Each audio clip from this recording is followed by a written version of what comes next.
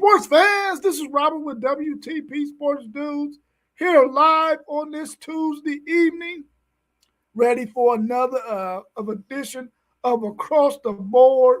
We're talking Jayson Tatum, Peterson of Kansas, and more. Welcome to the show. I got my man Post Game of the Post Game 86 podcast here with me this evening. How you feeling, Post Game?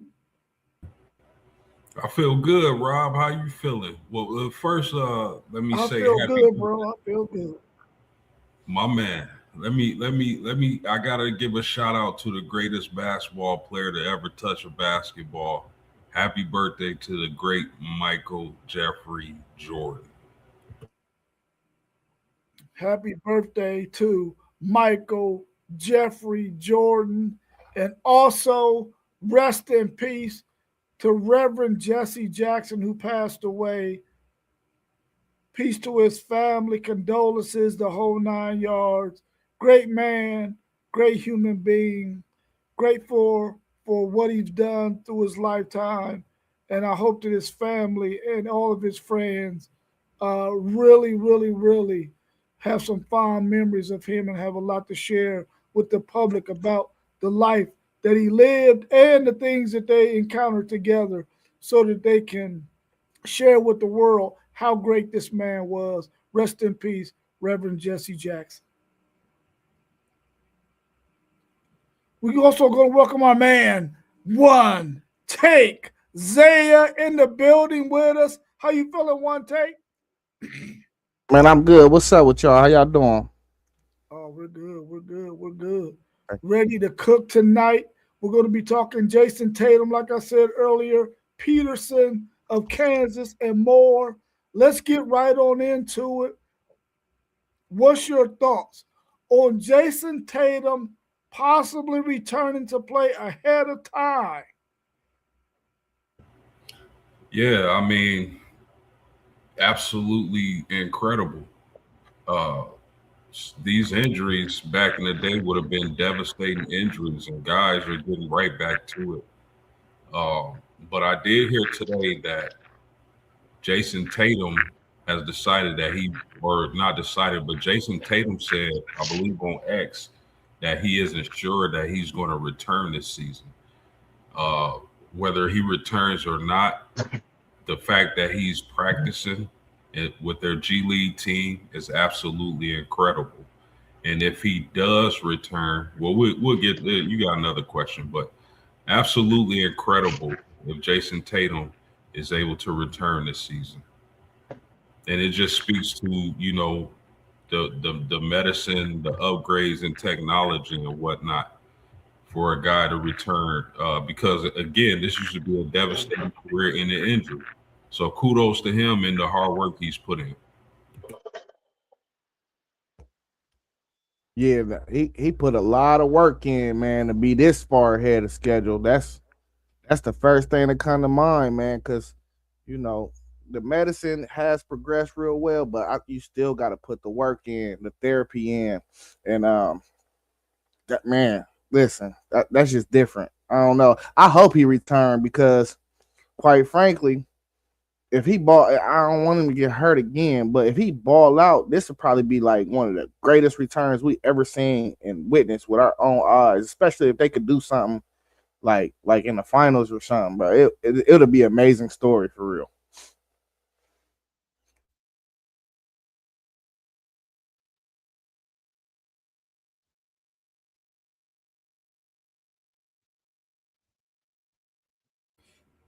What happened? What you think about that, SEC, Sean? Welcome to the show. How you feeling this evening?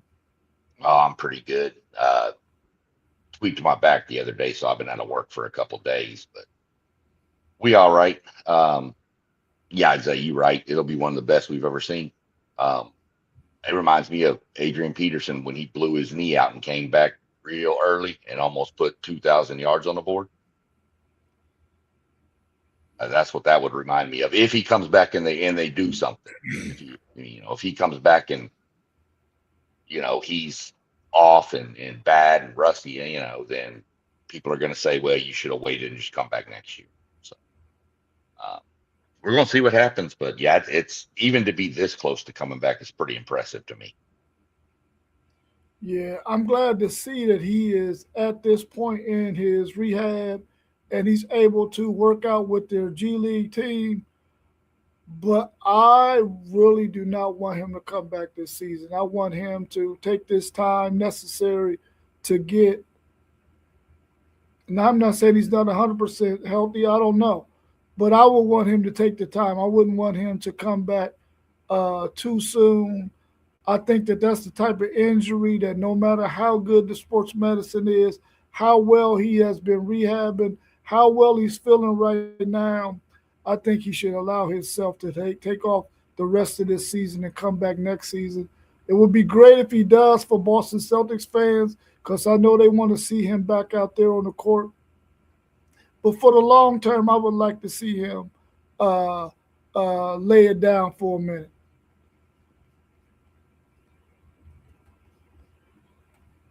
Can Tatum's return hurt Boston's chemistry, and will he be? Will he come in starting for the team when he comes back? If he comes back this year, I don't. I don't think he'll start. I mean, you're going to be on severe load management if he come back, in my opinion. Um, so I don't see him starting that. If he starts, what's he going to do? Play 3 minutes, sit down. Play 3 minutes, sit down. Nah, just let him come in off the bench, get his time, get used to it, get into the rotation. You've already been playing with this starting five for the whole season. Don't change it up now. You're just adding a piece. Yeah, I agree with that. I think if he was to return after the All-Star break, I think you kind of do it in increments. Uh, I wouldn't. If it was up to me, he wouldn't start right away. Um, he'll start, just spoon feed him as he go, and with the hopes that he's up to 100% or very close to 100% by the time the playoffs start. So if he comes back, would it mess up their chemistry? No, because I think they're going to do it right. They're not going to just put him in the starting lineup from day one and expect him to be the same Jayson Tatum. But I think their chemistry would be good. This is a well-ran organization in Boston. They have a hell of a coaching staff. They have a hell of a roster. I don't think the chemistry would be affected so long as they do it right. They execute his returns right. He'll be fine. He'll gradually get back to that player that he is. And the Boston Celtics will be rolling. And quite frankly, they're already rolling. They're the second seed in the Eastern Conference. So that just speaks to the organization they are.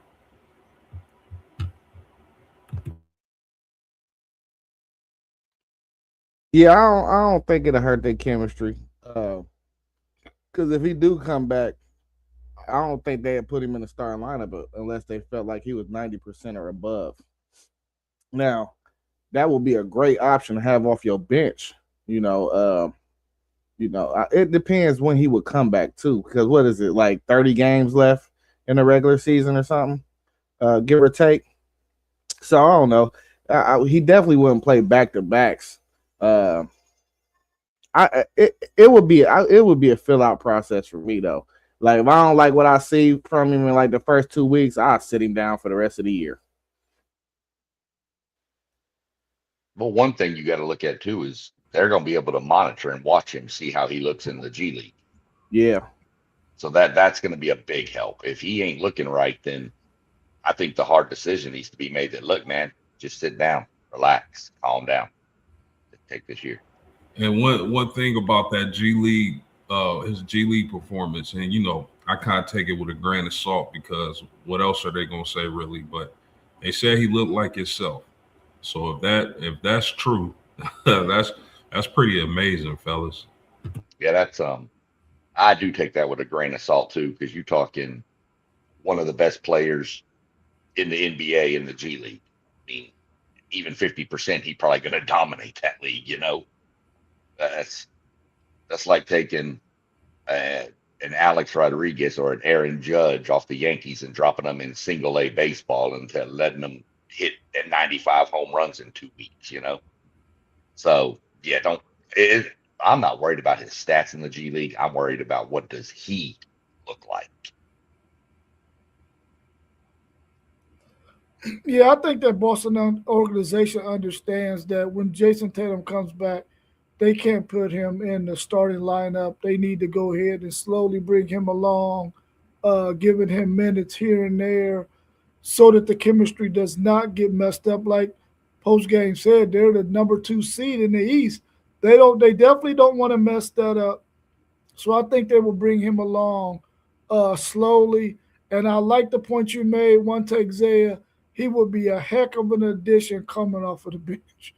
Because that second unit that comes in there, you got to score like Jayson Tatum against other people's second team that comes in. Man, he would be balling out, and that will really let him get his legs up under him. That will allow him to find his shot and things like that, and not really mess up that chemistry. It'll be a bonus for them to be able to bring him in off the bench and not start him. Will Peterson be the first overall pick in the NBA draft, or will the missed time keep him from being number one? He's missed a lot of time here this season. Do you think he's going to be the number one draft choice, or this time that he missed is going to hurt him? That's the question. That's. I mean, if there's no health concerns, if his medicals check out, Peterson will be the first overall player drafted. But I mean, a lot of people have concerns about his health, maybe even his character. People have issues. I believe one of the games they caught somebody texting and blasting him for sitting out for being sick. But I mean, in the load management era, I mean, as long as he doesn't have anything specific, anything crazy with his medicals, that kid can ball. And he's going to be an elite scorer in the NBA if he's healthy. So if I got the first overall pick and the medicals check out, I'm taking Mr. Peterson.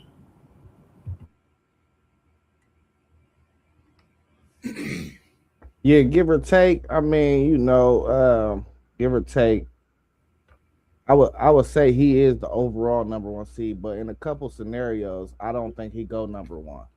If the Pacers get the number one seed, I think pairing Tyrese Halliburton, Maruthin, Miles Turner, all them guys, I think Cam Boozer is a better slotted player for the Indiana Pacers organization. I think they would definitely probably choose him over a Peterson because I think their backcourt is just it's already a finished product. I think if you add somebody to that front line, you can get right back to it. That's what my thought process would be. You can get right back to the finals, adding another 15-9 guy into that starting lineup. So the Nets, they're just going to take whoever the best available prospect is on their board if they get the number one pick. It just really comes down to which team get it, honestly.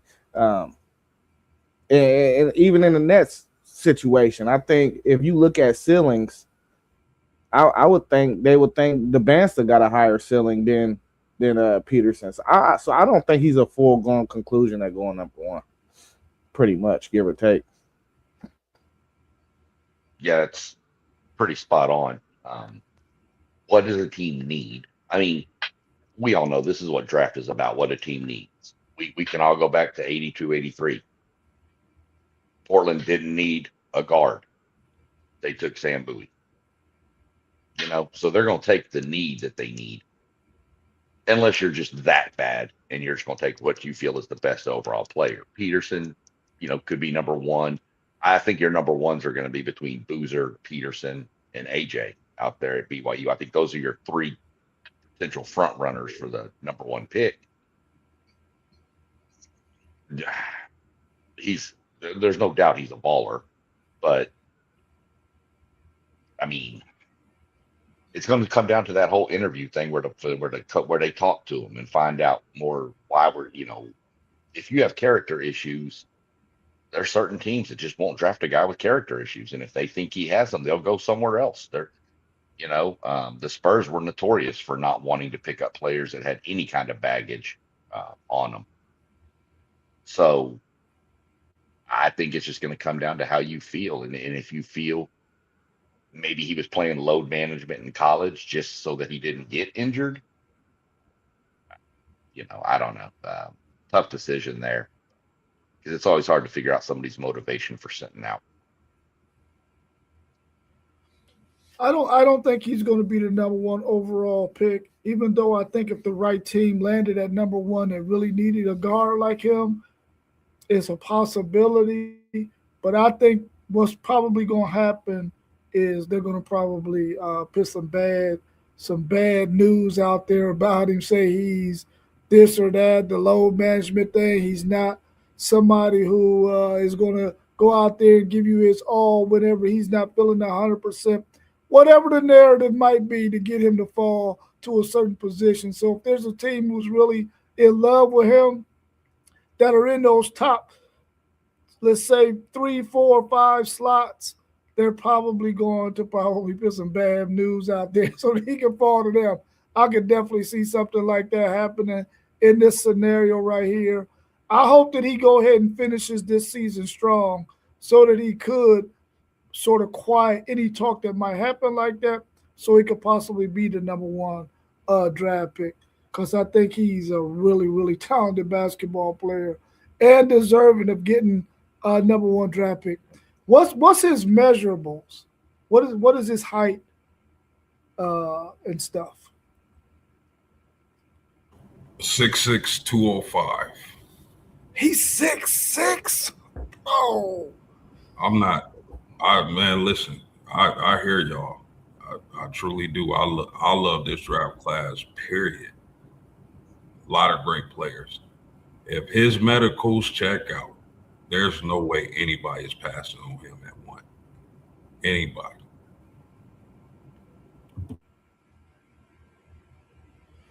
we'll get to Mossberg's question here in 1 second after we answer this other question that deals with Peterson. What's your take on Peterson when he plays and misses time? When he plays and missing time for Kansas? I mean, Kansas looks pretty good without him. But I don't know if Kansas plays more of everybody steps up when he's out. But you watch games where, Peterson's played. Look at the Iowa State game. Iowa State just pretty much clamped him down and was like, yeah, no, that's not happening. He didn't play. They beat Arizona. I don't know. I don't want to say it's his fault, but it just seems like there's some disconnect somewhere within that unit. When he's there, it's like everybody stands around and waits for him to make a play. Versus when he's out, other guys step up and make the play. I know against that Arizona game, kid's name I mentioned that's on Kansas, Jabari McDowell, a couple times. That kid's coming off the bench. He's not doing much, but against Arizona, he put up 10 in the first half.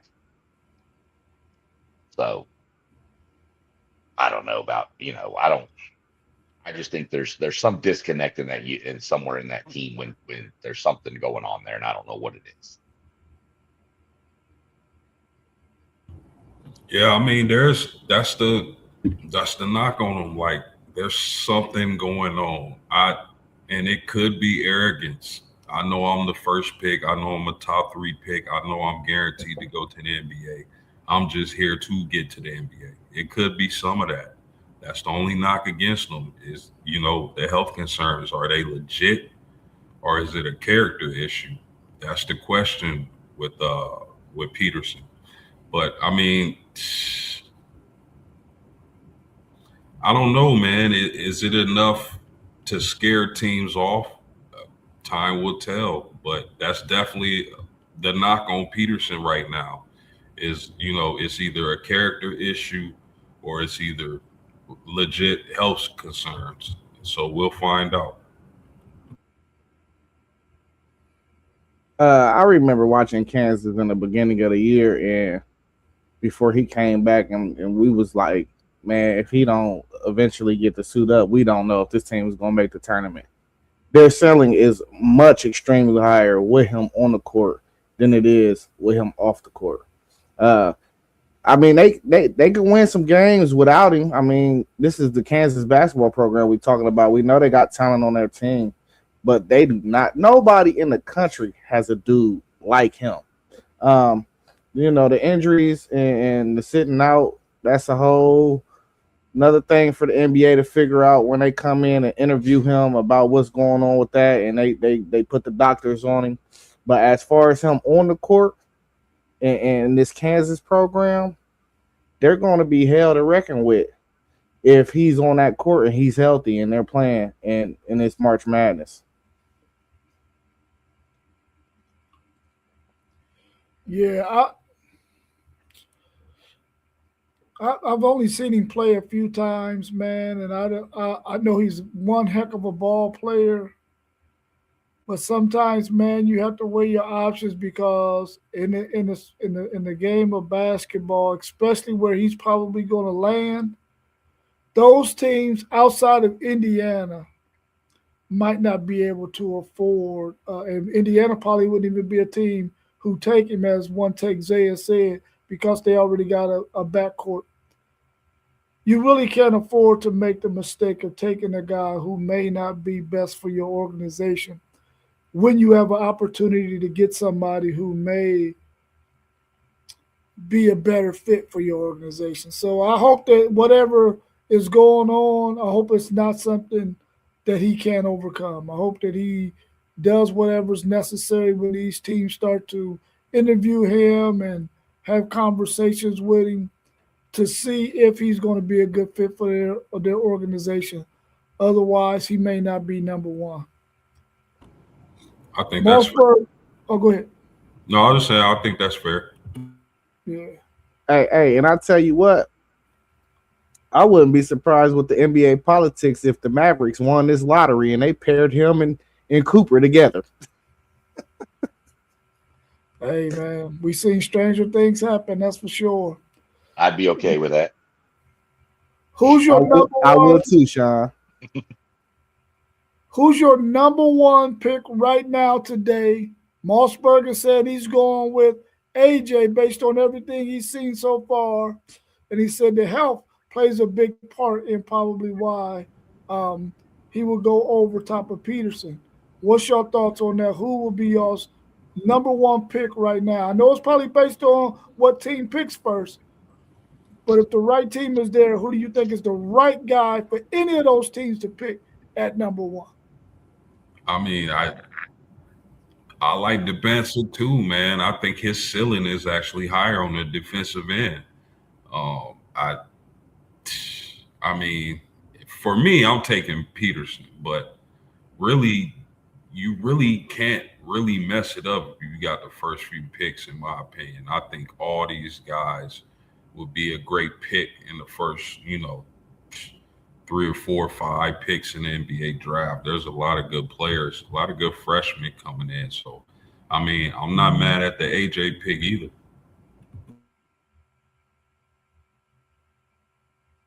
Yeah, I'm in the Peterson world as my number one pick.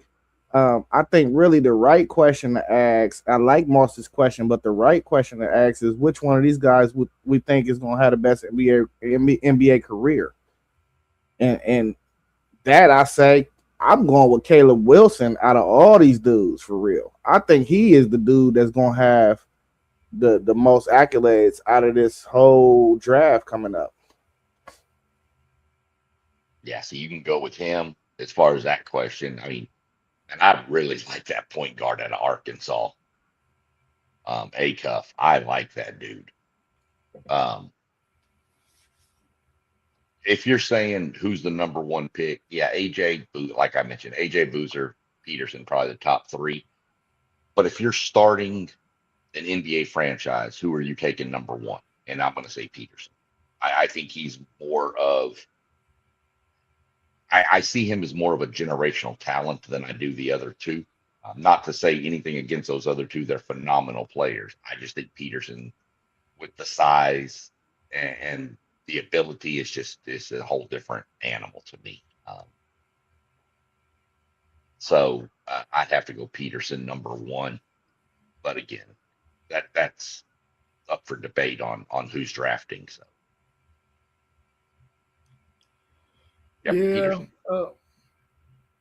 Either AJ or Peterson over Boozer. Even though I like Boozer's game, I think that Boozer might, of the three, he might have. Not that he doesn't have upside. I don't think he has the upside that the other two have, especially in the league that he's coming to in the NBA. I think those other two, their body types, their skill set is more uh, aligned with how the NBA game is right now. So I would go with either AJ or Peterson. But if I had to pick a number one, I'm gonna go with Peterson as well. I just think that at 6'6" in the backcourt, man, and we've seen what those 6'6" guys can do when you start thinking about Kobe Bryant and Michael Jordan, what those guys have been able to do at the two position, and sometimes whenever they had to step at and handle the ball, they've been phenomenal. And I think that he could be a really, really good player. Maybe not those two guys, but a really good dude to play at that two spot or that one spot when necessary. Anything else y'all want to talk about Peterson before we move on? Anything else y'all want to drop about him? All right. If Well, let's he go to the real yeah. quick, Rob, if Peterson plays out the remainder of the schedule and the remainder of their season, however far they make it, without any injuries, any more hiccups, does that change his trajectory?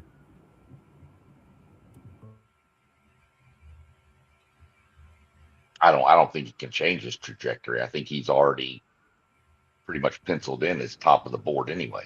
Well, let me say, will that change the narrative that's been surrounding him since he's been sitting out these games? That 100%. 100%. If he don't miss another game, and let's say Kansas makes a hell of a run in the tournament, and he's the leader of it, which we all assume he would be, I don't think you can say anything bad that okay, well, he was hurt and he did have the flu, and we don't know how bad the flu was. Everybody says, well, Jordan played with a flu game. Different, way different. You talking about an 18-year-old kid? If he's got 104 fever, come on, man. So Yeah, I mean, listen, my little nugget for these guys, man, get you some insurance policies, man. Especially if you're that highly touted, get you some insurance. Go on the court. We wouldn't be sitting here with these questions if you had insurance, and that's just my thought on it.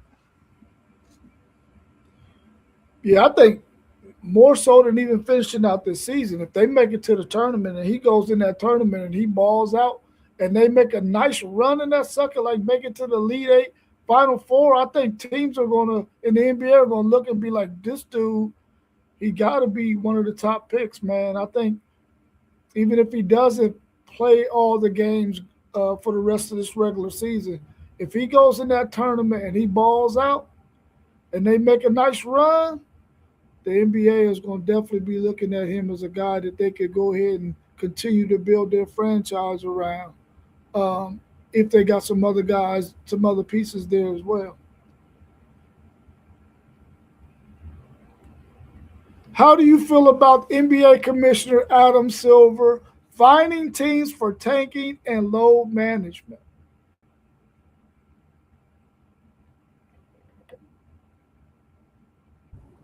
Why now? You know what I mean? This has been going on for some years. Load management, taking.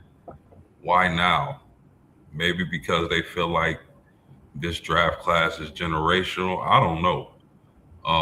But me personally, fellas, I gotta keep it funky. I don't like Adam Silver as a commissioner. He's nothing like Stern. I'm sure in this great game of basketball, we could find a better commissioner. But I mean, if he does it, if he implements that and it changes how teams operate, which I doubt it will, then hey, I'm for it. Yeah, man. He is bogus. He finding these teams candy money, man. 500,000 ain't touching no billionaire pocket. What was that's candy money? Like you gotta up the ante, man. You gotta start taking draft picks or something. You can't. Well, 500,000, man. They probably got a car in their driveway that they don't even use for that amount of money. You know what I'm saying? So nah, that's candy money, man. They ain't nobody caring about that. They gonna tank to get somebody that's gonna bring money to their organization for 10+ years. You talking about 500,000 to $1 million? That ain't. It ain't. He already said he can't find a solution. Start taking picks. Start that. Hey, if you got a top 5 pick, you should have to drop back 10 spots or something. Something like that. Get creative. I bet you people stop tanking then. Hey, now that this you draft mentioned class, that, they may not. Go ahead, post game. Go ahead. You good?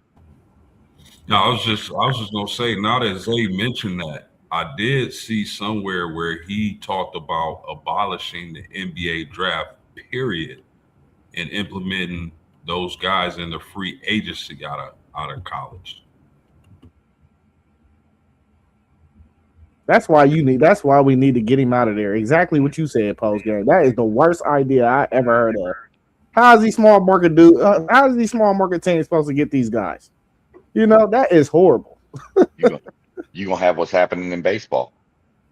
Exactly. The Dodgers just pay everybody. Mm-hmm.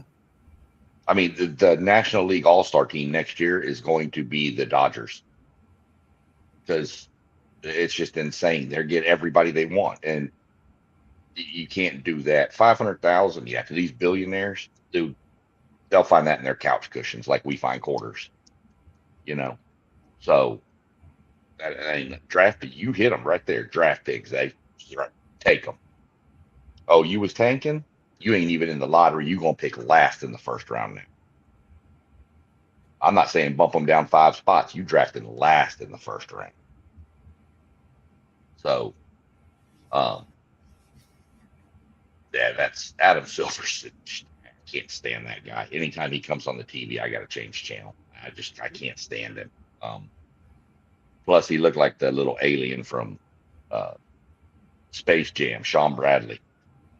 When Sean Bradley character was in Space Jam, that's all I think about. Don't we miss David Stern, man? Boy.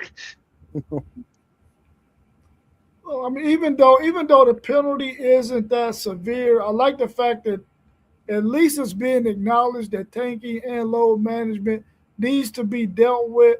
Maybe this small consequence will eventually turn into something larger once if it continues, so that he can at least say, listen, I was trying to do something about it. I was charging y'all this. It didn't work. So now I got to up the ante. And he might have to keep on upping the ante until he get to a solution that we all believe will really hurt the owner's pockets and get it done that way. But at least I'm happy at the fact that they're at least recognizing that it's an issue and they're trying to address it. I just thought of something real clever in my mind. I don't know. Let me say it out loud and see if it still sounds clever. Hey, you start an investigation. When you get your findings and you have your facts proven to what the tanking was, every game salary of the player that was out for those games should be put into a pot, and that's what you should charge them. Because then the owner gonna have to make them dudes start playing. You feel me? Because after that, Paul George sat out. He got suspended for 25 games. I think they said he lost like $11 million. Now that ain't candy money. Now that's not candy money right there. Yeah, for sure. Dame Lillard won the 3-point contest during All-Star weekend, but hasn't played this season. How amazing was that? Loved it. Loved Pretty it. good. Hey, and he kind of rounded the troops. He DM'd Steph Curry after that, said, I need to see you in the next year's 3-point contest. Steph Curry said he gonna call Clay. Now they gotta get some more shooters like Con Cadipple and who else? I don't know. There's guys out there though, but I want to see all 3 of them, all 4 of them, and Con. Yeah, let's make it real.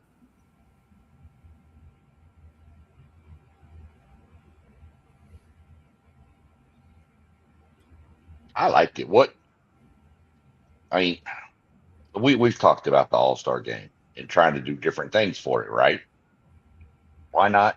I mean, he didn't play all year. He won the 3-point contest.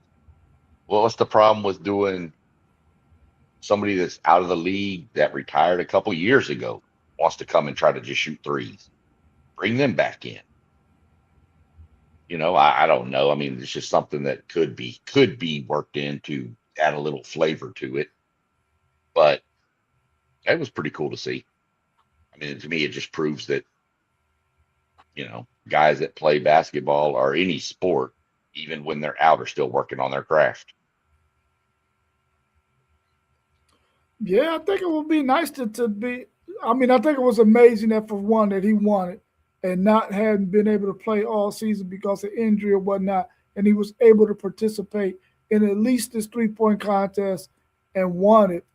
But I also do like that idea of having some of the older players. They don't necessarily got to be competing with the NBA players who are playing currently, but I would love to see a Ray Allen, Reggie Miller, and a couple of those other guys who were great 3-point shooters get in there and just have that as part of the All-Star weekend. I think that would be great for them to say or to see that, oh man, so and so can still shoot that rock.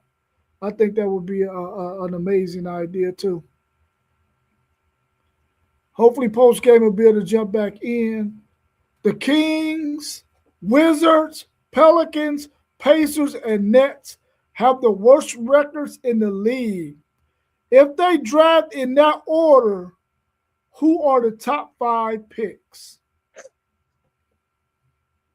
Oh, I must have missed this question. If the Kings go first, I think they're gonna take Peterson.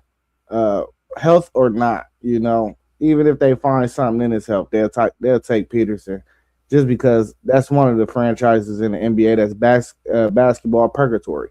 They don't mind being terrible. The Wizards, if this is the order, right? Yeah. The Wizards. If I'm the Wizards, I'll probably take. That's tough. I'll probably take Boozer for real. I'm the Wizards. Because Anthony Davis is over there, man. You know what I mean? Like, injury prone. What are we talking about? Pelicans. I don't know. This is tough. Flemings is a good pick right there at the Pelicans. The Pacers, I'll go Caleb Wilson right there, and then the Nets, probably Keaton Wagler or even Nate Ament, the dude from Tennessee. I look at either one of those, just to give a big flavor on there too. But yeah, I don't know. Yeah, I don't know. That's tough. I have to. I ain't even look into that for real like that. Because I don't think the Kings. No, I don't think the Wizards really are second most likeliest to get the second pick right now. I think it's the Pacers. So I was looking at it from that viewpoint. Yeah, I agree. I mean, the Kings are taking Peterson. The Wizards more than likely going to take Boozer, because you've got to have somebody to back up and replace the always disabled. I mean, Anthony Davis. That's what I've called him since he came to Dallas. The others are, man, just, I don't know. They're kind of toss-ups. You could probably put those next 3 picks. You could probably run a group of 7 to 8 guys through those 3 teams, and you'd get it wrong every time. Devance is going to be in there. The next question is, how many of these guys? I mean, do you have any chance of any of these freshmen coming back, or do you think they all go? They are, See, man. I agree. I think they all go. But in this day and age of college athletics, I don't know. You know, um, I mean, obviously Peterson, Devance, and Boozer, I'm pretty sure are all going to go. But like you've got the other freshman dude down in Houston, Sanak, I think. The dude's got like a 7'5" wingspan. Does he go? They've talked about him moving himself the way he plays defense and stuff, moving up. Does he go or does he come back? So it's going to be curious to see. And then plus, you never know with the NBA draft lottery and all that, how that's going to fall. I mean, hell, that could be the Mavericks sitting number one. So.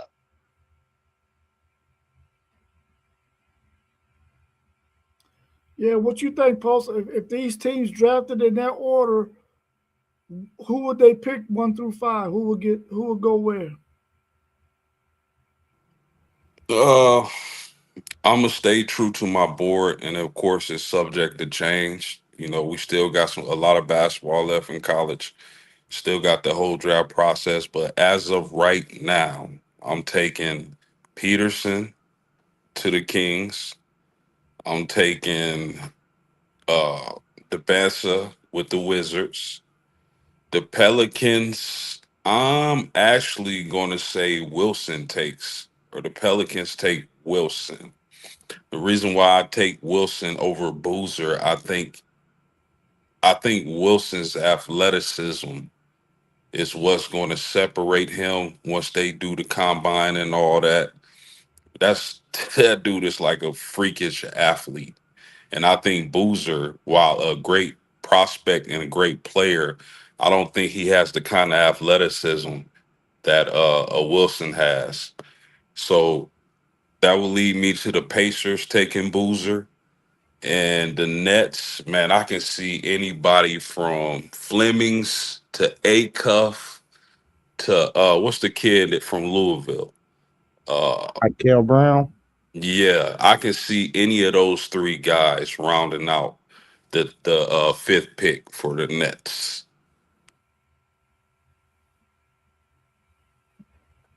Okay. I'm Yeah, I sorry, and mean, I'm sorry, Rob.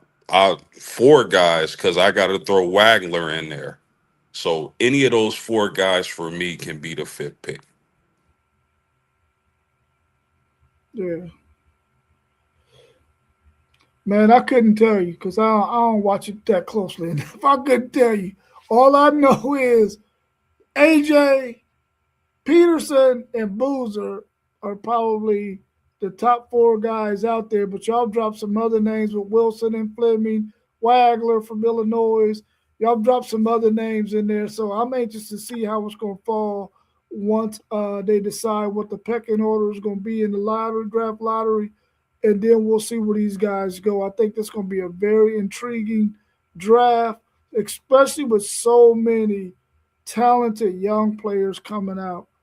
I would like to see where they go. And we still got to see the tournament to see who's going to step up in the tournament and really solidify themselves as an NBA draft pick who might be a second round guy right now, but might ball out in the tournament and show that he got them goods and mess around and creep into the first round. So I'm anxious to see how that's going to go.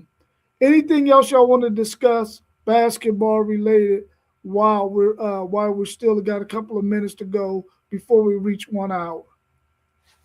Man, listen, I hope the Wizards get the number 2 pick because that's slowly becoming one of my favorite, most interesting teams in the NBA.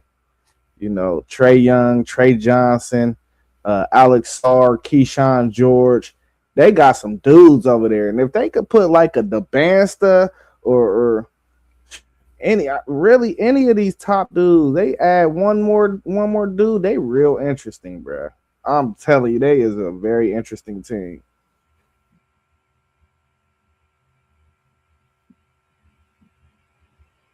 Yeah, I agree with that, man. That's as long as I call him Band-Aid, but if Anthony Davis could stay healthy somehow, some way, and I know that's wishful thinking, fellas, but man, if he can be 70, 80%, man, they now you cooking with grease in Washington.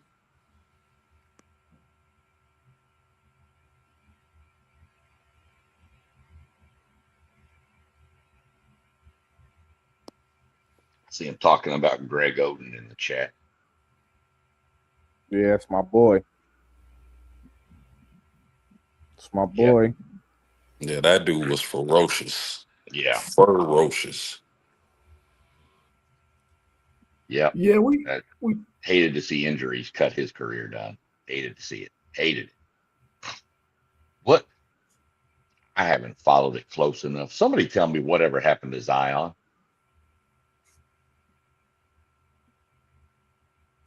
Man, what hasn't happened to Zion, But bro?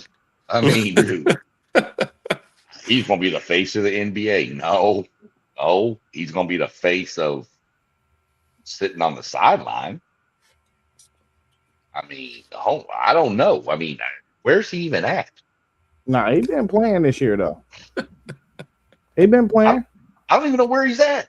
Is he still in New Orleans? Yeah. Oh, He been playing. He been balling too though. For real. He been balling under the radar this year. For real. You I better, don't hey, know. they just in that market though. You know, you're not gonna hear nothing about New Orleans. They in that market and they not good, so you're not gonna really hear. But he been on the court balling this year, literally for real though. Like, hey, when they played San Antonio like 3-4 weeks ago, he dunked on Wemby like 3 times in that game.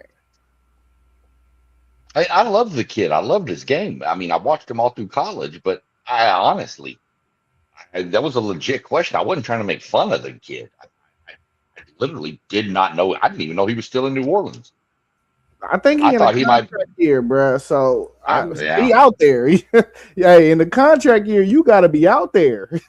I mean, as far as I knew, he was playing for the Shanghai Golden Lions or something. I really did not know. So I appreciate that. Now I need to go look up what he's been doing because, dude, for the first few years, he was just nothing. He was in the Yeah, topics of the one of the biggest busts ever. yeah, because a lot of people question his heart and whether he really wanted to put the work in to become the type of player that he is capable of being. But yeah, I agree with Zay, man. I mean, I think he's having a quiet under the radar year. He's only played 24 games, or excuse me, 40 games thus far. So it's a little bit better to where he's been the last few years. 30 games played last season.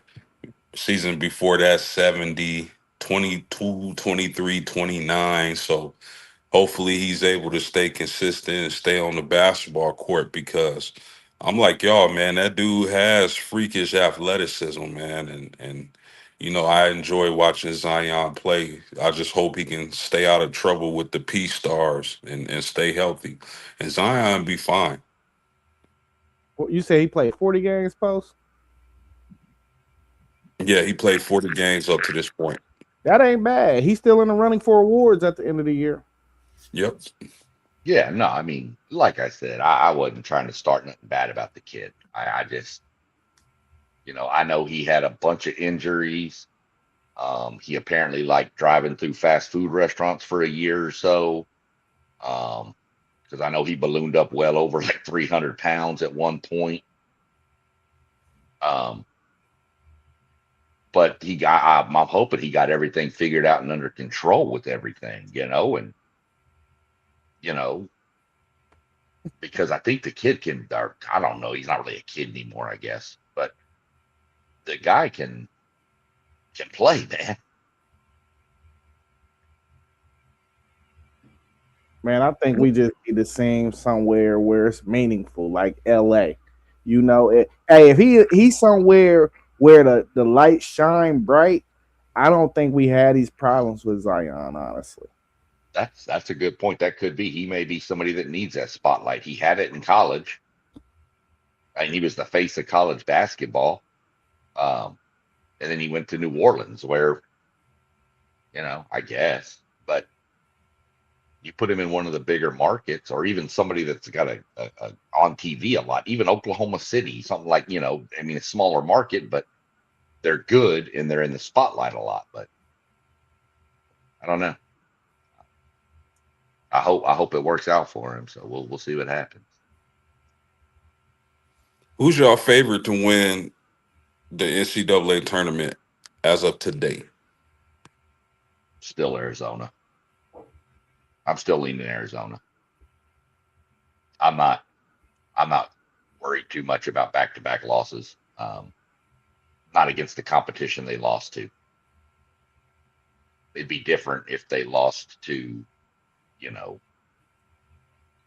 some bottom feeding teams, but those are two pretty good programs they lost to. So, and they were close games. So Arizona's still my leader. Yeah, listen. I'm gonna have to go Florida. I would have to go Florida, man. They got 3 6'10", 6'11" guys. They got 3 guards, and all of them down there, all of them can shoot for real. So, but I couldn't go Florida, because then you'd have come on and yelled at me for being an SEC homer. So he said favorite, not who gonna win it all, who your favorite is, But I mean, I like Florida. My second I would pick would be Michigan, of course, who just moved up to number 1 in the rankings. That Mara kid can't be guarded for real. So I don't know. I like Florida though. I like their depth. I like their versatility. So I would say Florida.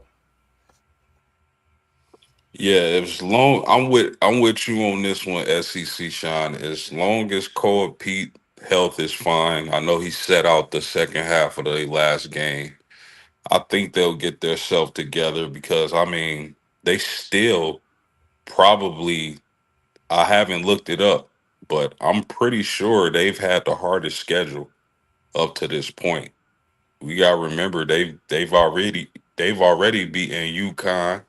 They've already beaten Florida, a couple of SEC teams. So I still favor Arizona, man. I mean, how many national championship teams have dropped a couple games in the regular season? It doesn't mean too much to me. I'm still gonna favor Arizona. Man, that kid Aberdeen that plays for Kentucky that transferred from Florida, if he was on that Florida roster, bro, I would be saying Florida too. Because I think he might be better than the guards that they got in that backcourt, even though they got some nice dudes in that backcourt. And FanDuel, I mean, one take Zaya, you on to something, man. That big backcourt, and you got a defensive stopper in the one kid, number 9, I think is his number. He can guard every position, bro. And when you got a guy who you can throw out there like a Scottie Pippen to really be long and lengthy on some of those guards, man, it could get him some trouble, like we seen teams do last year with that guard Ziegler from Tennessee. When they put a larger guy on him, man, this guy can really create some issues for teams that got those kind of guards. And I think that Florida is really one of those tough teams. I'm not going to say that they're my favorite to win it, but they're definitely one of those tough teams. I'm going to go with Houston. I think that somebody from the Big 12 is going to win this thing, man. I'm going to pick Houston. Yeah, Florida is, it's kind of weird. Florida, nobody's really still talking about them yet. They're still kind of flying under the radar. But say you right. Those 6'9", 6'10", 6.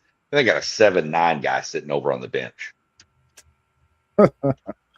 I ain't even know him. Dude, go just watch the end of a Florida game, and don't even watch the game. Just watch the handshake line, and you'll see like Condon, who's like 7'1", and then you'll see a guy's shoulders behind him. You don't even see his head. It's insane. And he don't play much. I mean, he's a freshman, but 7'9". That's just Wow. What's your thoughts on some of these players who are coming from overseas who have played professional ball and then they come over and they get an opportunity to play collegiately? Do you think they're a little bit further ahead going towards the NBA than some of the players here in the States? Yeah, I think so. I mean, what would have happened if Luca came over and played college ball? That would have been insane. I mean, there's a kid. Everybody's ripped on. Not everybody, but there's been some talks about A&M down there when they got that kid Ruben Dominguez, who played professionally in Spain. I mean, yeah, he's not going to win any awards or anything, but the kid's a dead. He's a shooter and he's good. But I think he's a little further ahead than he would have been had he not. So uh, I don't know. I think you're going to get into the whole eligibility thing again when you start doing. They're playing pro now. They're playing, So I You don't have a know, problem with it. I it was a point in time where I was okay with it, but now that the world is catching up, um, I'm starting to see that it's probably starting to become an advantage to European players, because you're already playing against grown men when you're professional, so you're adjusting to playing the stronger, bigger guys, or women, whatever. So the talent gap though was so much of a difference, not in the distant future. I mean past, to where it was like, okay, even though they were playing professionally European basketball, it was still like, okay, our college athletes could probably beat their professional athletes or be on the same court as them. Um, but now that the talent gap, I think, is changing, I don't necessarily think that's the case. I think if you took a couple of those professional teams now, I think they'd probably wipe the floor with a lot of these college teams now. So it's definitely a competitive edge, but I still don't have a problem with it, because at the end of the day, it's still growing the game globally, and that's all you really want to see happen is the game grow globally. That's how you get the best product. Yeah, I don't have a problem with them coming over and playing college basketball. Although I believe they do have an advantage, playing in those Euro professional leagues. They playing against other grown men out there. They probably come over here tough as nail and ready to play physical basketball. So, I mean, is it an advantage? Yeah. Do I mind? Absolutely not. Yeah, I think when we look at the college game, even though a few of them have started to come over and play at the collegiate level, we haven't seen any of them dominating to the point that we see the players who play in the United States are dominating in college basketball. I mean, all the guys that we named so far, I don't think any of them came from overseas. When you talk about who are going to be the top five picks in the NBA draft, um, which I think that has been a plus. But I think I like the fact that they do get to come over here and play first, because we were seeing there where a trend was a lot of the top picks were coming from overseas, uh, and they weren't necessarily coming from the college ranks of players who grew up and played in the United States. So I kind of like that option for them. So at least it sort of maybe evens the playing field going to the NBA. If you're going to do a one and done for sure, because I think we're about to see a bunch of college guys who are freshmen that are going to come and play in the NBA next year, and most of those guys are playing collegiate ball and they're from the United States. Anything else y'all want to add? We right up at 1 hour. Anything else y'all want to add? I'm going to be gone for the rest of the week, so I won't be back until next Tuesday. Or you about to go out of town? Yeah. I don't know, but North Carolina getting popped right now by NC State. What state you visiting? I'm going to Detroit, Michigan. Nice. Is Michigan still slamming Purdue? It's final. It was 91-80. It was 42-22 when I looked earlier. Purdue must have made a little run, get back in it a little bit. Anything I want to add about women's basketball? Bless you. Thank you.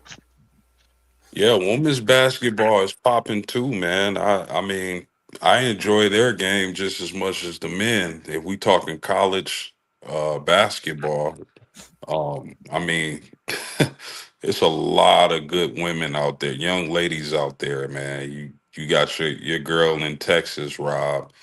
If you like post play, you got Beers and Crooks, an old girl from UCLA, point guard play. You got Hidalgo, you got Miles, old girl from Ohio. It's a lot, man. It's the girls' game. They hooping too, bro. That's a fact. They hooping, and I've been impressed with the ladies just as much as I have been with the men. Yeah, hey, listen, I ain't gonna lie. I got a new favorite player in college basketball on the women's tip. I don't know if y'all familiar with Kiyomi McMiller from Penn State. She got all the juice. Hey, she got so much juice. Like, it just, no offense, she just looked like a dude playing basketball. You know what I'm saying? Like the way she move, and it's like not stiff. It's just loop, man. I'm sorry, y'all. Juju will always be number one. But in the absence of Juju, Kiyomi McMiller, man, Penn State, check her out, bruh. She be carrying them by herself. I keep up with a little bit of it, not quite as much as probably some others, but I do know one girl. You say you got that one up there at Penn State. I tell you one to watch play at Vanderbilt. Michaela Blake's. Oh my, she is phenomenal. So if you get a chance, look her up. Put it on Texas. That girl's crazy. I know on the SEC network on Saturday nights they do their little recap of the stuff, and Darius Slay gets on there and he does his sleigh ride, and he just handed her the keys. He said, "You just take the car. You own it now."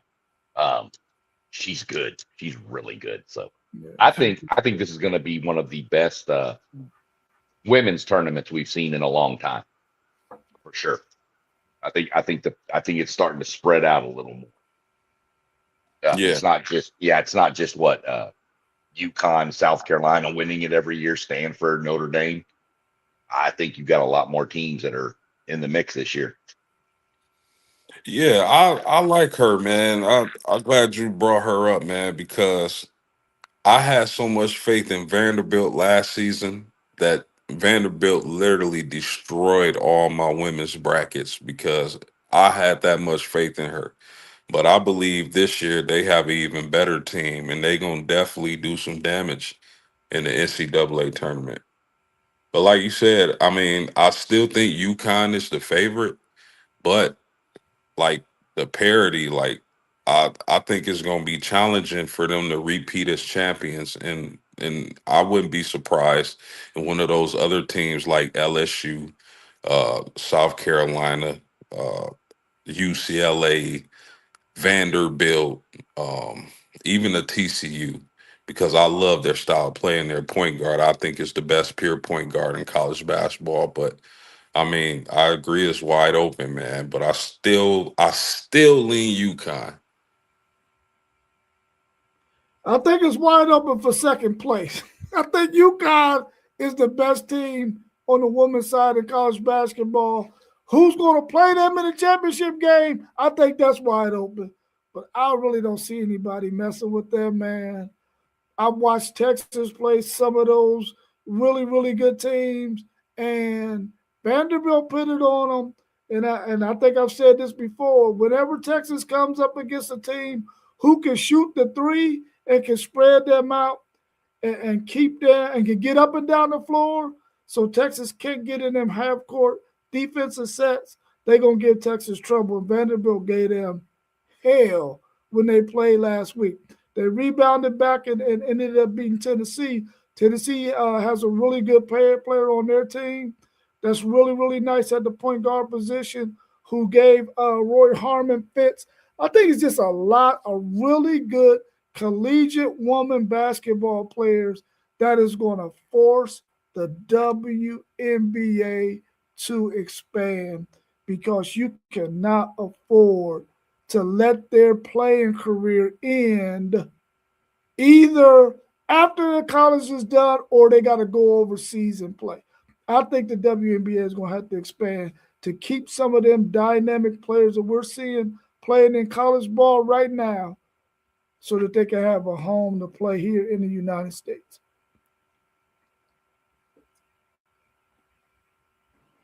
All right, y'all. Well, if we ain't got nothing else, we can go ahead and wrap it up. And then I'll see y'all again on Tuesday. But y'all hold it down and do y'all thing the rest of the week. I probably won't even be in the chat. Hey, Rob, man, you got to come check out nephew, man. It's tournament time. He's starting to flip that switch and come into his own. You know, they got back-to-back wins, one against the number one team in the state against Newark. He was the second leading scorer in that game, true sophomore, you know, and then came back and did his thing down in Trotwood yesterday. Man, I'm telling you, man, this boy, he on his way. He on his way. Give him 15 pounds of muscle and 2 inches, and he might end up in the Big Ten, bro. I'm gonna have to definitely come and check him out. All right, y'all. Will y'all enjoy the rest of y'all's evening? I'll be going tomorrow. I'll handle tomorrow with a preview for the weekend. Cool. All right, y'all. Well, y'all enjoy the rest of y'all's evening, and we'll see y'all again tomorrow, Thursday, probably Friday, definitely Saturday, definitely Sunday, and back again on Tuesday. Y'all have a good one. Thank you all for joining the show, and I'll see y'all soon. Peace.